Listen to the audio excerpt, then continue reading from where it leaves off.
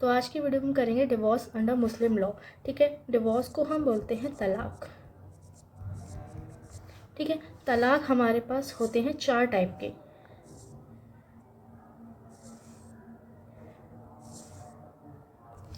ठीक है, एक एक करके इनको कवर करते हैं। सबसे पहले होता है हमारे पास by husband, by wife, mutual and by court. I think इतनी बात आपको क्लियर होगी। ठीक है, अब हम इनके सब टाइप्स देखते हैं। इनके कुछ सब टाइप्स भी होते हैं।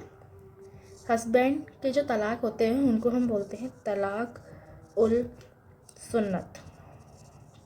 ठीक है, इसमें भी हमारे पास 2 होते हैं, अहसन और हसन। और एक और होता है इसमें तलाक उल बिद्दत। वाइफ के जो होते हैं वो होते हैं लियान, और एक और होता है उसको कहते हैं तलाक ए तवीज़। ठीक है, जो म्यूचुअल होते हैं वो ये होता है खुला एंड मुबारक, और इसको हम बोलते हैं dissolution of Muslim marriage act 1939। इन सबको हम एक करके डिटेल में करेंगे। बहुत इजी से टॉपिक हैं, बहुत ज़्यादा मुश्किल नहीं है। इनके नाम याद करने की कोई ज़रूरत नहीं है, बहुत इजी है, ऐसी आपको याद हो जाएंगे सारी चीज़ें। अब जो हम सबसे पहले वाला करने वाले हैं वो है तलाक सुन्नत। ठीक है, तलाक सुन्नत करते हैं।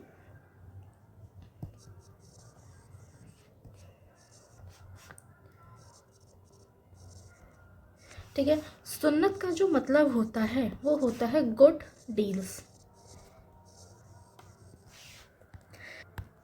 इसमें मैंने आपको क्या बताया था, 2 होते हैं, हसन और हसन। ठीक है, उसमें से हम सबसे पहले हसन वाला करने वाले हैं। इसमें सबसे पहले बोला जाता है कि एक बेस्ट फॉर्म है, बेस्ट फॉर्म। ठीक है, इसको समझते हैं। सबसे पहले यहाँ पे एक बार हस्बैंड ने बोल दिया तलाक, बहुत इजी मैं आपको समझा रही हूँ। और यहाँ पे उसके बाद एक 3 मंथ्स का रिवोकेशन पीरियड आता है। ठीक है, और यहाँ पे उसके बाद जो डिवोर्स है वो फाइनल हो जाता है। बेसिकली यहाँ पे जो प्रोनाउंस होता है ना तलाक, वो तुहर पीरियड के टाइम पे होता है। तुहर पीरियड में आपको सारी चीज़ें भी बताऊंगी। तुहर पीरियड क्या होता है, ये पीरियड होता है प्योरिटी का। ठीक है, इस टाइम क्या होता है, जो आपकी वाइफ है वो मेंस्ट्रुएट नहीं कर रही होती है, मेंस्ट्रुएशन उसको नहीं हो रहा होता है, तो ये तुहर पीरियड होता है, पीरियड ऑफ प्योरिटी। अब इसको हम कहते हैं बेस्ट फॉर्म। क्यों बेस्ट फॉर्म कहते हैं, क्योंकि ये होता है यहाँ पे तलाक प्रोनाउंस एक बार।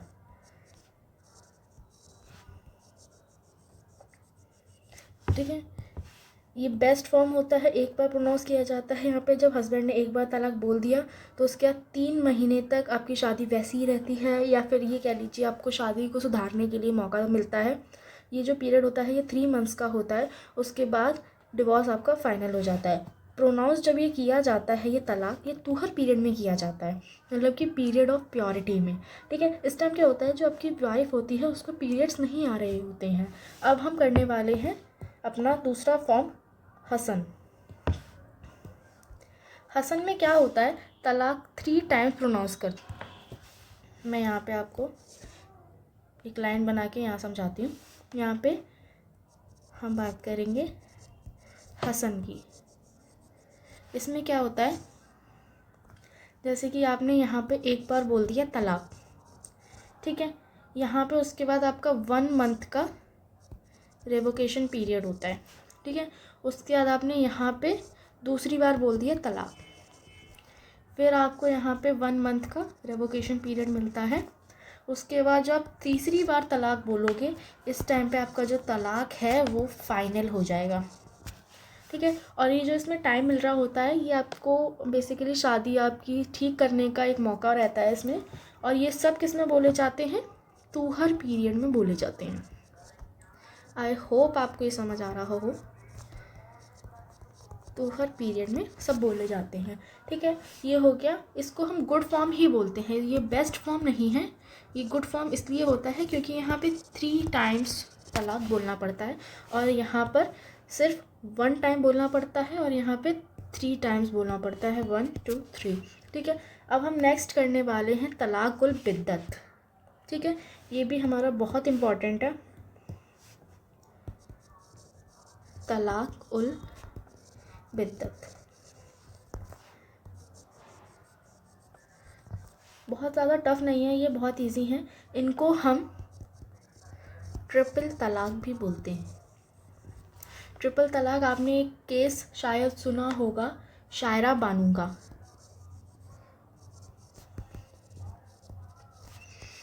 आपने शायरा बानू का जो केस है वो सुना होगा। इसमें 1 सिटिंग में हस्बैंड जो है वाइफ को 3 टाइम्स तलाक बोल देता है, ठीक है। लाइक ऐसे, तलाक तलाक तलाक, लाइक इन 1 गो, ठीक है। 1 गो में ऐसा होता है, इसमें कोई एस्केप नहीं है, ठीक है। किसका? रेवोकेशन का।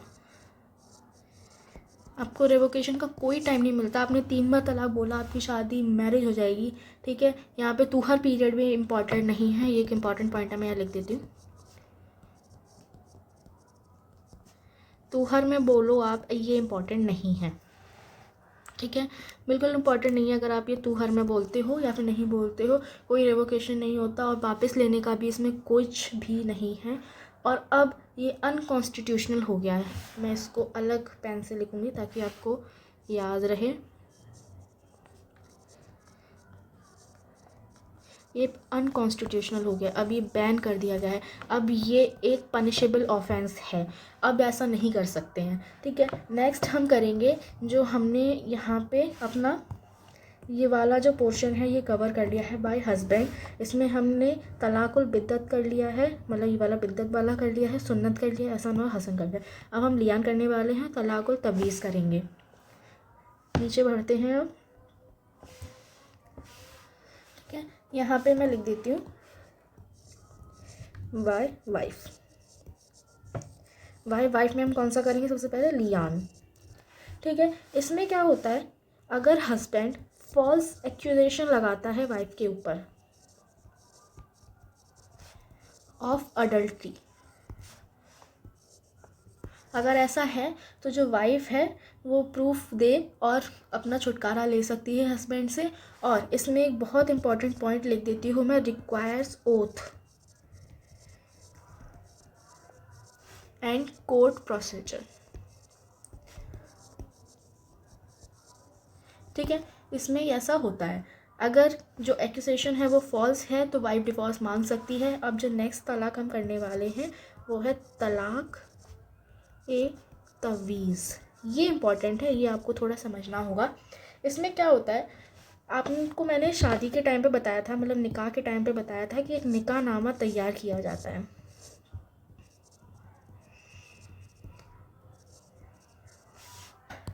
ठीक है। इस निकाह नामा में कुछ टर्म्स एंड कंडीशंस लिखी जाती हैं, ठीक है। कुछ टर्म्स एंड कंडीशंस लिखी जाती हैं। इसमें जो तलाक की जो पावर्स होती हैं वो हस्बैंड के पास होती हैं, ठीक है, और वाइफ के पास कुछ नहीं होता है। तो इसमें क्या होता है कि कुछ कंडीशंस लिख दी जाती हैं कि इन कंडीशंस पे जो आपकी हस्बैंड की जो पावर्स हैं वो हम वाइफ को दे देंगे, ठीक है। अब जैसे कि मान लीजिए इसमें अगर मैंने लिखा हुआ है कि अगर तलाक जो है हम वाइफ को तभी देंगे जब हस्बैंड अडल्ट्री में हो, ठीक है। अगर ऐसा वाला केस है, अगर हस्बैंड जो है वो अडल्ट्री में है, ठीक है, तो ये जो हस्बैंड की जो तलाक की जो पावर्स थी वो वाइफ को चली जाएंगी, ठीक है। ऐसा होता है इसमें, मतलब इसमें बेसिकली हम लिखित वादे करते हैं, लिखित वादे हैं, और अगर वो टूटते हैं तो जो पावर है, ठीक है, वो ट्रांसफ़र हो जाएगी किससे? हस्बैंड को ट्रांसफ़र हो जाएगी, मतलब हस्बैंड से ट्रांसफ़र हो जाएगी वाइफ को। अब जो हम नेक्स्ट तलाक करने वाले हैं, अब मैं आपको यहाँ पे एक बार और चार्ट दिखा देती हूँ। हमने तलाक़ सुन्नत कर लिया, असन हसन कर लिया, बिद्दत कर लिया, लियान कर लिया, तवीज़ कर लिया। अब हम खुला और मुबारक करने वाले हैं। तो लेट्स स्टार्ट। ठीक है, तो अब हम स्टार्ट करते हैं। थर्ड टाइप वो है म्यूचुअल। म्यूचुअल में हम कौन सा करने वाले हैं? सबसे पहले खुला। ठीक, इसमें क्या होता है, ये इनिशिएट करती है वाइफ।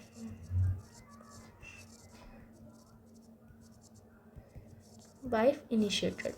ठीक है, इसमें जो वाइफ है उसका जो महर होता है, डॉवर जिसे कहा जाता है, वो हस्बैंड को रिटर्न करने की कहती है।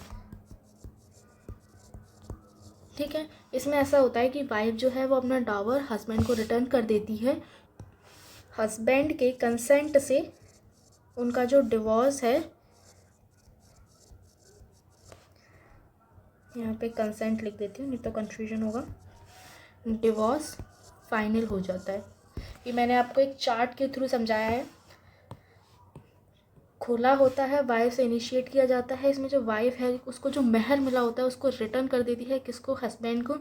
और हस्बैंड के कंसेंट से वो डिवोर्स फिर बाद में फाइनल हो जाता है। बहुत ही इजी सा है। नेक्स्ट हम करने वाले हैं, उसको हम कहते हैं मुबारत। मुबारत में क्या होता है, ये एक म्यूचुअल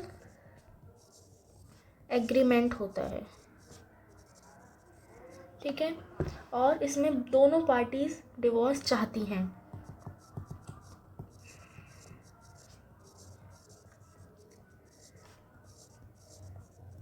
ओके, नेक्स्ट इसमें बहुत इम्पॉर्टेंटली जो डॉवर है उसको रिटर्न नहीं करना पड़ता। नेक्स्ट फाइनल उसके बाद इसको कर दिया जाता है। ठीक है, बहुत छोटी से टॉपिक्स हैं ये। एक बार आपको क्विक रिकैप दे देती हूँ। खुला इनिशिएट करती है वाइफ, इसमें जो डॉवर है वो हस्बैंड को रिटर्न कर दिया जाता है, और अगर हस्बैंड का कंसेंट होता है तो फिर डिवोर्स को हम फाइनल कर देते हैं। नेक्स्ट है हमारे पास मुबारक। ये म्यूचुअल एग्रीमेंट होता है, बोथ पार्टीज डिज़ायर करती हैं मतलब डिवोर्स लेने का, और जो डॉवर है उसमें रिटर्न नहीं करना पड़ता और उसके बाद ये फाइनल कर दिया जाता है। अब हम जो बात करेंगे वो है बाय कोर्ट। आई होप ये पेन दिख रहा हो आपको। ठीक है, बाय कोर्ट। इसमें क्या होता है, हस्बैंड अगर मिसिंग है 4 ईयर तक,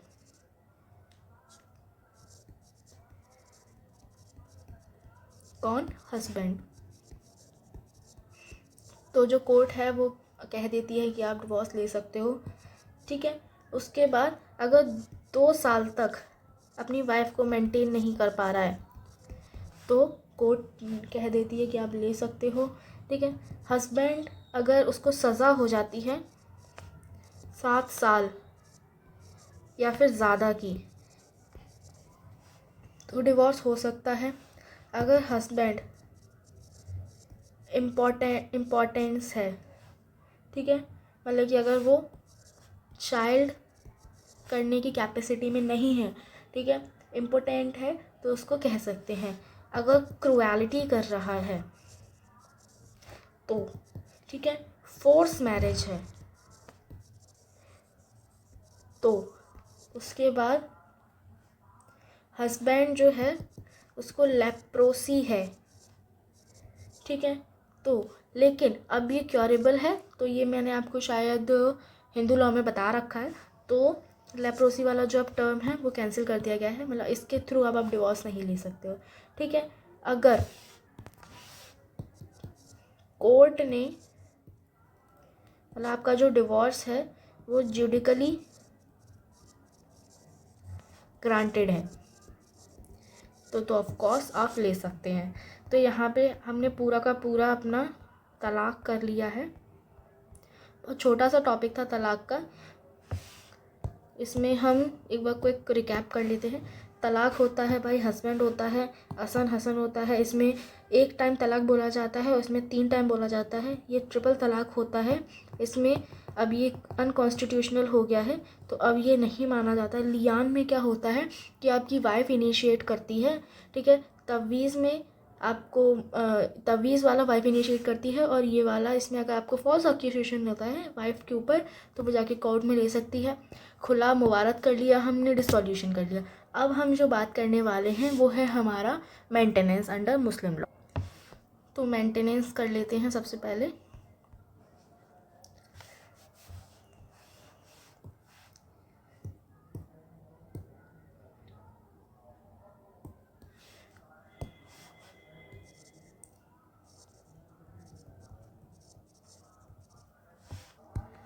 इसको भी हम बहुत जल्दी क्विक पॉइंटर्स में कंप्लीट कर लेंगे। तो इसको हम सबसे पहले बात कर लेते हैं वाइफ के लिए। और वाइफ से करने के लिए पहले मैं आपको 2-3 चीज़ें बता देती हूँ बेसिक। यहाँ पे मैन डिमांड नहीं कर सकता, ठीक है। सबसे पहला और इम्पॉर्टेंट पॉइंट यही है कि मैन डिमांड नहीं कर सकता मेंटेनेंस की वाइफ से, क्योंकि मुस्लिम लॉ में सिर्फ और सिर्फ वाइफ के पास ये राइट्स होते हैं कि वो मेंटेनेंस ले सकती है। और मैन किस किस के लिए एंटाइटल होता है डिवोर्स के लिए, मतलब मेंटेनेंस के लिए? Wife, childrens, parents and grandparents if they are, ठीक है, ठीक है। अगर कोई चिल्ड्रन नहीं है या फिर कैसा भी चिल्ड्रन है, लेजिटिमेट या फिर इलेजिटिमेट कोई सा भी है, वो उसमें मेंटेन करेगा उसको। और अगर मैन नहीं है तो फिर कौन मेंटेन करेगा चिल्ड्रंस को? ग्रैंड पेरेंट्स, बच्चे के जो दादा दादी हैं वो उसको मेंटेन करेंगे। अब जो इम्पॉर्टेंट पॉइंट है वो हम कर ले रहे हैं वाइफ का, मुस्लिम वाइफ का। मुस्लिम वाइफ का मेंटेनेंस कैसा होगा ये हम इस वीडियो में अभी कवर करने वाले हैं, ठीक है। जो मेंटेनेंस के जो राइट्स हैं,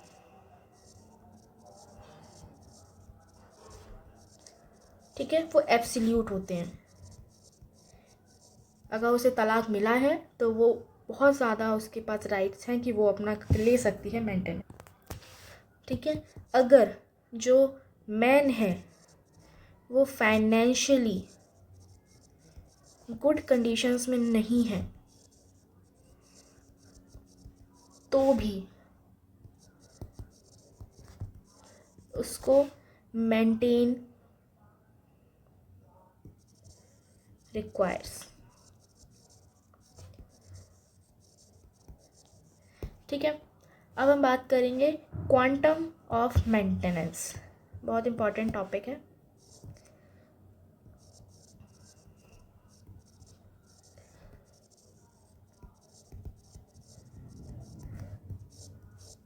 ठीक है, इसका क्या मतलब होता है, क्वांटम का क्या मतलब होता है कि कितनी मेंटेनेंस मिलेगी। आई होप लेक्चर बोरिंग ना जा रहा हो।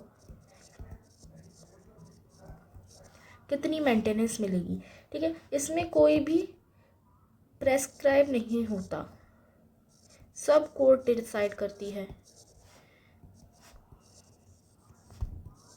कि कितनी मेंटेनेंस मिलेगी, ठीक है। ये पेन आई थिंक थोड़ा सा, ठीक है।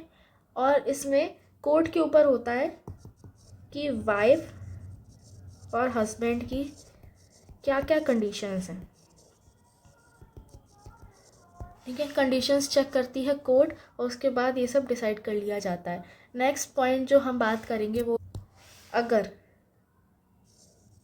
वाइफ के कुछ मतलब एक्स्ट्रा एक्सपेंसेस हैं तो वो भी, मतलब एक्स्ट्रा एक्सपेंसेस जैसे कि मैं आपसे कह दूं कि कराची ए पदान, अगर ऐसा सा कुछ है तो भी वाइफ मतलब हस्बैंड को उसको करना होगा, ऑब्लिग्ड है वो। नेक्स्ट बहुत इम्पॉर्टेंटली हम कवर करने वाले हैं अपना नेक्स्ट टॉपिक, वो है मतलब under what circumstances does wife is not entitled to get maintenance, ठीक है। ये हम कवर करने वाले हैं।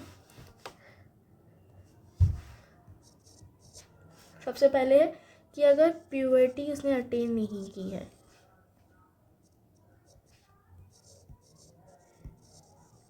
ठीक है, कि अगर जो मतलब मैरिटल ड्यूटीज़ हैं, अगर उनको वो मतलब कोई भी इनसफिशिएंट रीज़न की वजह से उनको फुलफ़िल नहीं करती है, तो फिर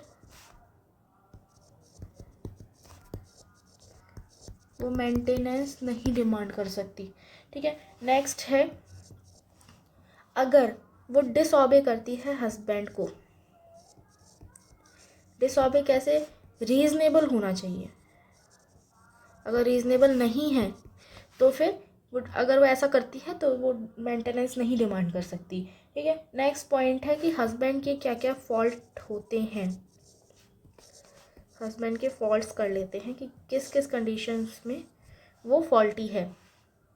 सबसे पहले बात करेंगे कि अगर उसकी कोई भी कॉन्क्यूबाइन है, मतलब कि रखेल, ऐसा कुछ है तो वो नहीं कर सकता, ठीक है। अगर क्रूएलिटी हो रही है तो, ठीक है। नेक्स्ट पॉइंट है कि अगर सेक्सुअल रिलेशंस उसके ठीक नहीं हैं, कोई भी उसको अगर इलनेस है या फिर कोई माल फंक्शन है या फिर मतलब कुछ भी, अगर प्यूबर्टी अटेन नहीं की है, कुछ भी ऐसा कुछ है, तो फिर वो मतलब फॉल्टी है, इसको हम फॉल्टी माना जाता है इसको। अब हम सबसे पहले सारी चीज़ों को एक बार क्विक रिवीजन से इसको रिवाइज कर लेते हैं। तो चलिए रिवीजन स्टार्ट करते हैं।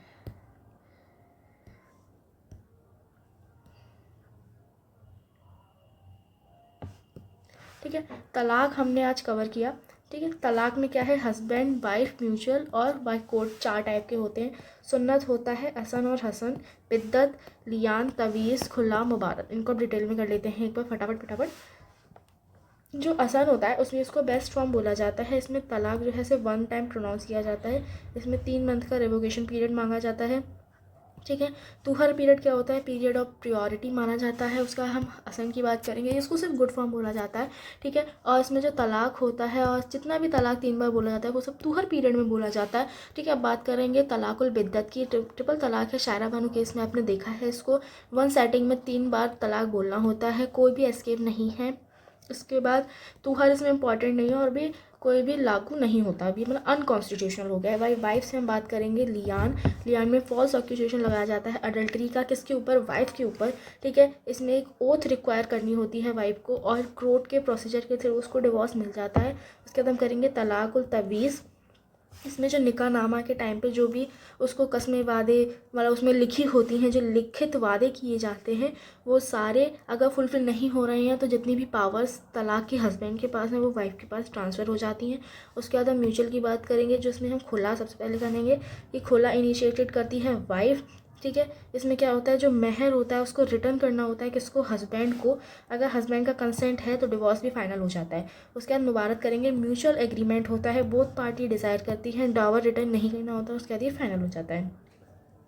नेक्स्ट करेंगे बाई कोर्ट, इसमें अगर 4 ईयर्स की अगर मिसिंग है हस्बैंड की तो 2 ईयर्स की मेंटेनेंस नहीं दे पा रहा है वो, अगर सज़ा उसको 7 साल से ज़्यादा की है या फिर 7 साल की है तो, अगर वो इम्पोर्टेंट है तो, क्रूएलिटी करता है तो, फोर्स मैरिज है तो, लेप्रोसी है तो, और जुडिशियल अगर ग्रांटेड है तो आप कोर्ट के थ्रू ये वाला डिवोर्स ले सकते हो। नेक्स्ट हम बात करेंगे मेंटेनेंस की। मेंटेनेंस कौन करता है, सबसे पहले वाइफ ले सकती है, चिल्ड्रन ले सकते हैं, पेरेंट्स एंड ग्रैंड पेरेंट्स, ठीक है। हस्बैंड के पास कोई भी राइट नहीं होता इसको मांगने का। उसके बाद अगर मैन नहीं है तो कौन बच्चों को मेंटेन करेगा, और वाइफ को वो करेंगे ग्रैंड पेरेंट्स। नेक्स्ट हम बात करेंगे मुस्लिम वाइफ के बारे में, ठीक है। इसके बाद सारे मेंटेनेंस के राइट एब्सोल्यूट होते हैं। उसके बाद अगर मैन की अगर फाइनेंशियल कंडीशन अगर गुड नहीं है, ठीक है, तो फिर क्या होता है, तब भी मेंटेन रिक्वायर होता है। अब हम करेंगे कितनी मेंटेनेंस, मतलब क्वांटम ऑफ मेंटेनेंस, कितनी मेंटेनेंस होती है, कोई भी प्रेस्क्राइब नहीं रहती, मतलब पहले से कुछ भी डिसाइडेड नहीं रहता, ये कोर्ट डिसाइड करती है हस्बैंड और वाइफ की कंडीशंस को देखते हुए, ठीक है। उसके बाद जो हस्बैंड और वाइफ की कंडीशंस होती है उनको देखते हुए अब हम नेक्स्ट बात करेंगे किस किस कंडीशंस में जो वाइफ है वो एंटाइटल नहीं है मेंटेनेंस की। अगर प्योरिटी अटेन नहीं की है, मार्शल ड्यूटीज़ नहीं करती है और सफिशिएंट रीज़न भी उसने नहीं दिया है, डिसऑबे करती है अपने हस्बैंड को, ठीक है। हस्बैंड के फॉल्ट अप करेंगे। अगर वो कॉन्क्यूबाइन रखता है, मतलब रखेल रखता है, तो क्रूएलिटी करता है वाइफ के ऊपर, तो सेक्शुअल रिलेशन उसके अगर अच्छे नहीं हैं तो फिर वो ले सकता है, मतलब वो फॉल्टी होता है, इसको हम फॉल्टी माना जाता है। अब नेक्स्ट वीडियो में हम करेंगे सक्सेशन एंड अडॉप्शन के केस, दोनों हिंदू और मुस्लिम का। नेक्स्ट वीडियो बहुत इंपॉर्टेंट है। तो आज के इस वीडियो में इतना ही, मिलते हैं नेक्स्ट वीडियो में, बाय बाय।